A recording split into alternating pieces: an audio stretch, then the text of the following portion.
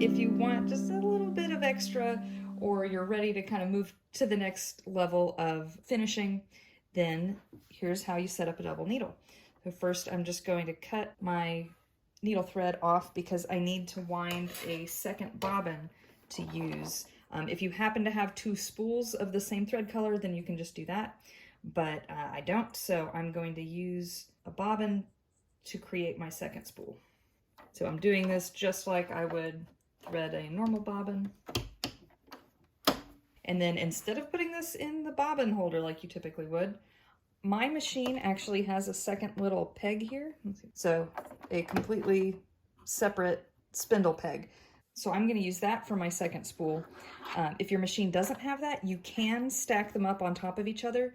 You just want to make sure that they're going two different directions. So one is winding clockwise and the other one is winding counterclockwise. And that way they won't get tangled. Then you just hold both threads together and thread them through your machine. When you get to this step on my machine, it has you do one on one side and one on the other side of that little post. So you may want to check your machine manual to see if there's anything special you need to do when using a double needle. So now I've got my thread all the way down here. I'm going to swap out my needle to the double needle. If you saw in my materials video, I mentioned you always want to use a ballpoint needle, not universal, because universal can tear holes. That is still the case, even for a double needle. Unfortunately, I don't have a ballpoint double needle. I gave all of mine away when I got my cover stitch. So this is the only one I have. It's less important with the double needle than with the standard needle because your hems are not going to be under like directional pressure like your seams are. So if you had a seam sewn with the universal needle, that's where that hole could tear over time of being stretched. Your hem seam is not going to be being stretched open in the same way. So if all you can find at your local store is universal, it's okay. You can order ballpoint ones online that will technically be better, but just FYI, since I specifically called that out in my previous video, I wanted to explain what was going on here. Okay, so you install this needle just like you would any other needle, and then you put one of your threads on the right side and the other on the left side. Before I actually start on my garment, I'm going to test this on a scrap. Depending on your machine, sometimes the tension on the bobbin needs to be adjusted. Also the top thread tension, there's lots of adjustments to make the first time you're using a double needle that you'll want to play around with before just jumping straight into your garment. Luckily, I've got scraps from the fabric I just cut, so I'm not going to bother ironing this. I'm just going to fold it over and see what we're looking like straight out of the box here. You do not want the zigzag for your double needle. Just want to go back to your straight stitch. And even though your needle's moving in a straight stitch, it's still going to have stretch because of how that bobbin thread zigzags across the back. And I'll show you in a second here. So this is just a test on a scrap to see how my tension is without any adjustments. So you can see that actually looked pretty good even without changing anything. It does 2 straight rows of stitches on the front. I'm actually going to make my stitch length a little bit longer. And then on the back, the bobbin thread zigzags back and forth between them.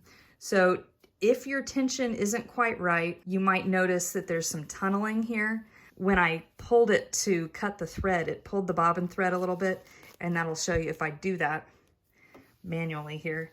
That's what tunneling looks like. If it looks kind of puckered like that, that means your bobbin tension is too tight compared to your top thread tension.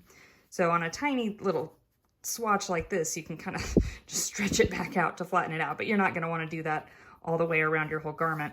So if you are seeing some tunneling, you can try either tightening your top thread or loosening your bobbin tension, which usually means opening up the bobbin case, and there's a tiny little tension screw on there.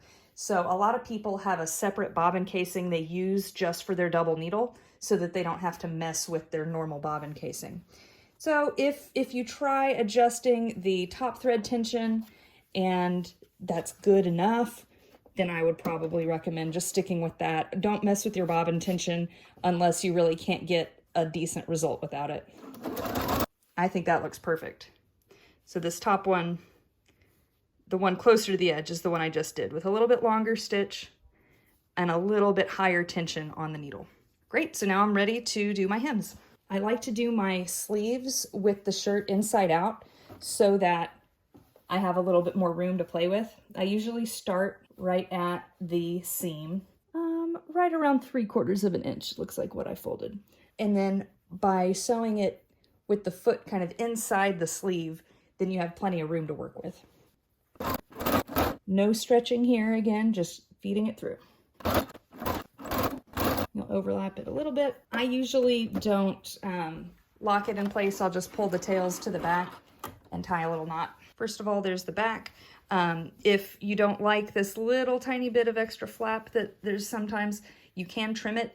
Just be very, very careful because it's so disappointing to accidentally clip the front and then have a little hole. So I usually don't bother messing with that tiny little bit of flap. Ta-da!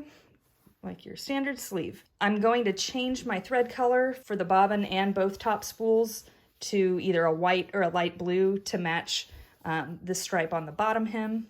I could use red if I wanted contrasting thread, but usually I try to match a little bit better on the top stitching. So I'm going to sew the other sleeve and then the bottom hem, and then we'll be done. You can also kind of use your finger here to feel where that edge of the hem is and make sure it's lined up with the left needle or a little bit to the left of the left needle so that both needles catch both layers. And then when you pull it out, be very careful to pinch the bobbin thread as much as you can, because you don't want to be pulling extra tension into your seam.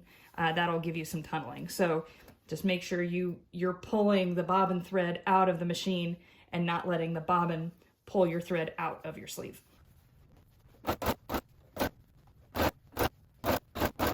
So after I finish my hems, I always take a peek at the inside, look all the way around, make sure I actually caught the edge the whole way. This one's looking great.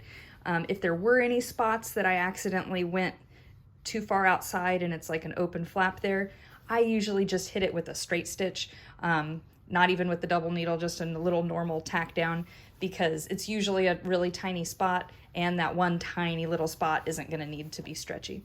But this looks great. So next up, I'm just gonna iron this, trim up my threads, and this shirt is done.